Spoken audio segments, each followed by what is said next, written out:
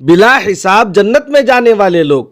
معجم اوسط میں حدیث پاک ہے، حضرت انس بن مالک رضی اللہ عنہ سے روایت ہے کہ رسول اکرم صلی اللہ علیہ وسلم نے ارشاد فرمایا، جب لوگ حساب کے لیے ٹھہرے ہوں گے تو اس وقت ایک منادی یہ اعلان کرے گا، جس کا اجر اللہ تعالیٰ کے ذمہ کرم پر ہے وہ اٹھے اور جنت میں داخل ہو جائے۔ پھر دوسری بار یہ اعلان کرے گا کہ جس کا اجر اللہ تعالیٰ کے ذمہ کرم پر ہے وہ اٹھے اور جنت میں داخل ہو جائے۔ پوچھا جائے گا کہ وہ کون ہے جس کا اجر اللہ تعالیٰ کے ذمہ کرم پر ہے؟